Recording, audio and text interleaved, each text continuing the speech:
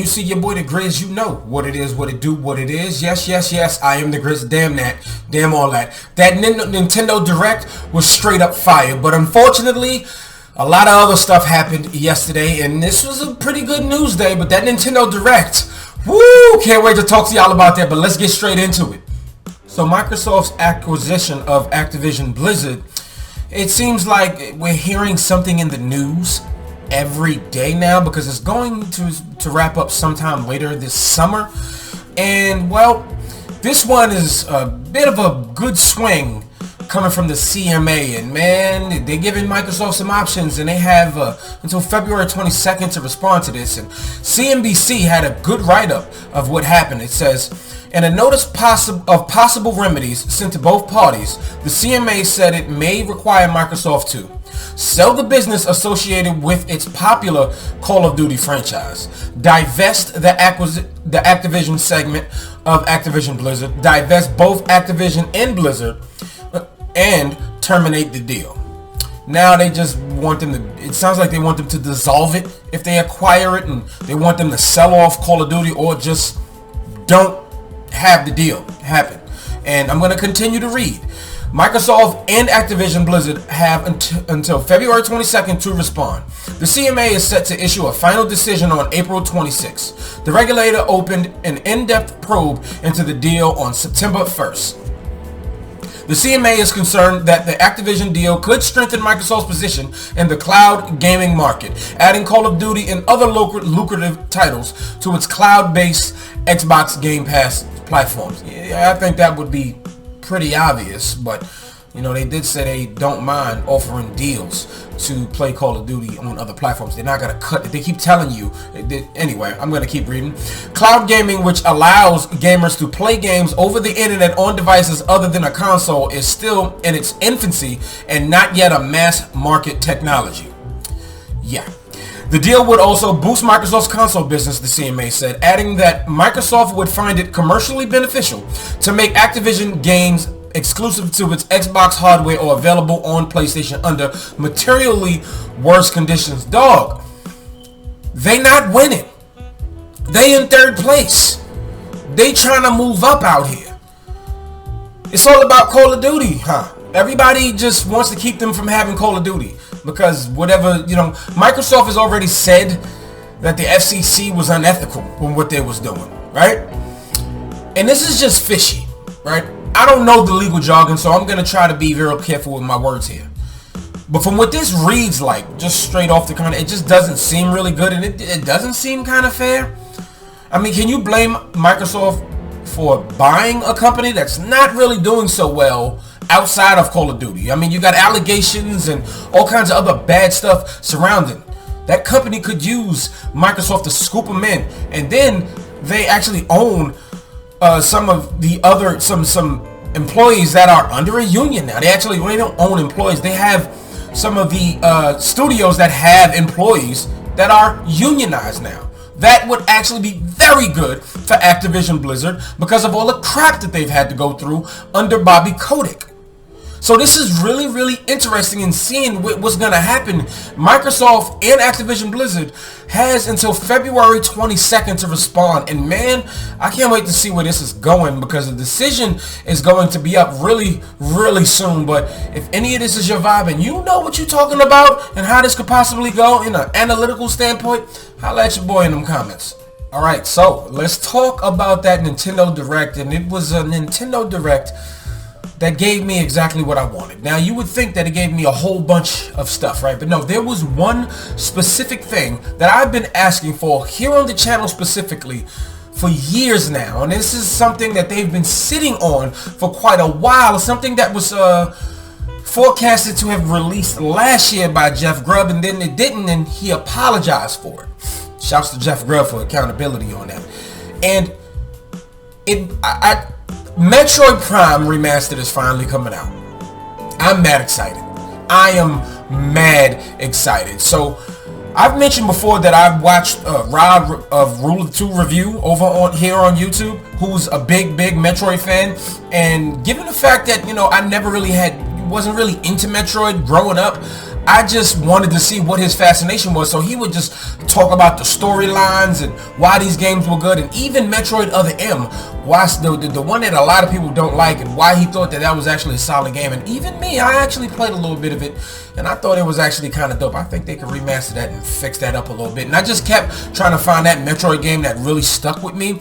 And then I actually started collecting the Metroid Prime series, only 1 and 2, because I don't mess with the one on Wii. No motion for me. But Metroid Prime 1 and 2, I played maybe 4 to 5 hours of just one. I just have it because I like collecting, and sometimes I like to dig into my retro. But the thing is, now it's remastered and it's on Switch with updated controls and stuff.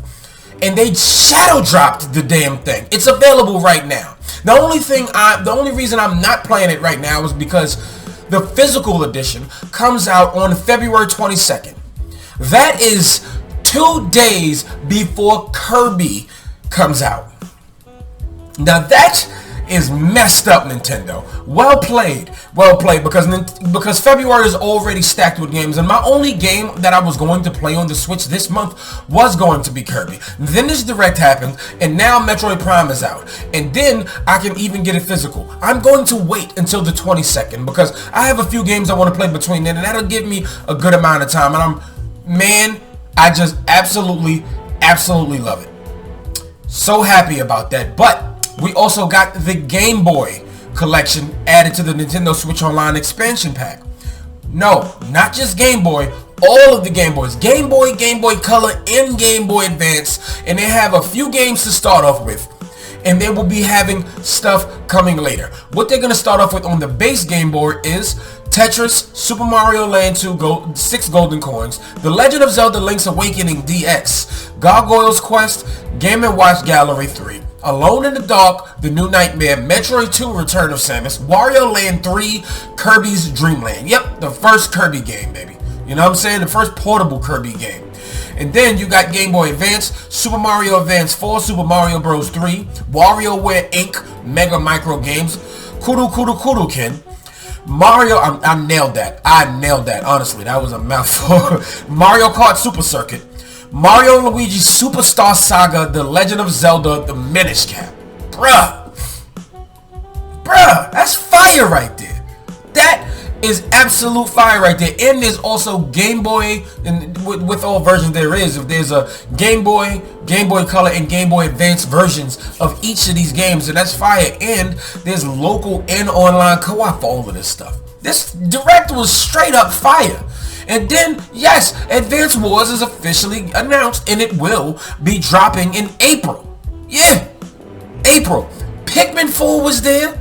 And I'm not even the biggest Pikmin fan. I always think Pikmin is always like a kind of a cute but different kind of game. And they made Tinykin, which is kind of similar to Pikmin. I'm not really into these, but this Pikmin 4, it has something different. They introduced a dog mechanic that helps you, like, you want to get across puddles so you can all climb on his back, and he helps drag enemies away from certain obstacles and does certain puzzles. I think these games are really bright and really interesting, and if anything, just to check out, I could really do that. But I'm happy that they did, because they've been sitting on this Metroid Prime Remaster in Pikmin 4. I've heard for years that these games were done completely for a while now. And then to finish it off, we got The Legend of Zelda Tears of the Kingdom, a long 2-minute trailer, and just to give us more hype, and that there is a deluxe edition, of course. We didn't hear about the OLED Switch that leaked. I don't know, maybe somebody just put that out, and maybe it was fake. Maybe it's still a chance that that'll happen. But all in all, there's even more stuff that was there, but these are some of the much bigger games. There's even a Disney game with Mickey Mouse where you play as 4 characters and y'all can jump over. It's kind of like that game Trine, if y'all remember, where you can play as 2 or 3 characters at once, and you abilities help out with platforming and puzzle solving. It is really pretty too. But man, this was a solid Direct. I mean, we got so many Directs with so many JRPGs and stuff like that. And namely, we got to see of 3 JRPGs specifically. Fire Emblem Engage has DLC announced. There's Wave 3 of Xenoblade Chronicles 2 coming out, and Octopath Traveler is coming out this month. Octopath Traveler 2, I should say, is coming out this month, and a demo got released. And that, of course, is going to carry over. Shout out to my JRPG fans. Y'all really be eating over there on Nintendo. And, of course, Bayonetta Origins is coming out. Now, here, I want to say something about Bayonetta Origins. I am a huge Bayonetta fan. I love Bayonetta. I love Platinum Games games, right?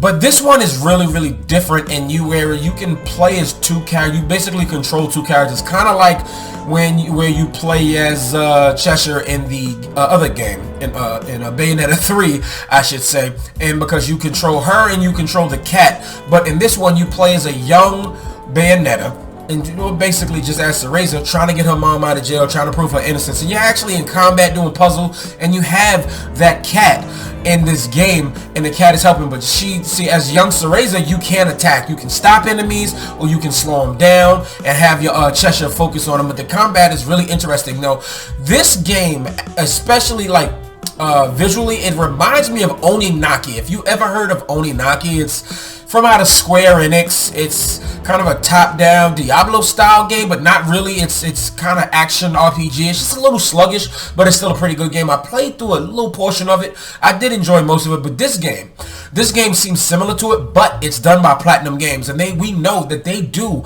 combat really, really well. So I'm interested in seeing what this is. I might check out reviews and word of mouth on this one. I usually would jump at a Bayonetta or even a Platinum Games game, but it's a little too different, and I want to just kind of ride this one out. But all in all, this Nintendo Direct was absolutely fire, especially for me on the side. I get Metroid Prime, and I can't wait to play it in just 2 weeks. I can wait. I waited all this time. I can wait 2 more weeks, baby. But you better believe that when that game comes out physically, and I pick it up, and I'm done with it, oh, you will see the review here. I can't believe it, baby. Metroid Prime is here on the Nintendo Switch. Alright, that's a wrap for today. Thank y'all so much for being here. Go ahead and hit that like button if you liked everything you heard here. And if you disagree with anything you heard me say, hit me down in them comments. Let's have a healthy dialogue. And if you are new here, hit that red subscribe button and then hit that notification bell so you know when your boy is posting. Hey, let me help you out there. I post Monday to Friday, 9 a.m. helping you start off your work day.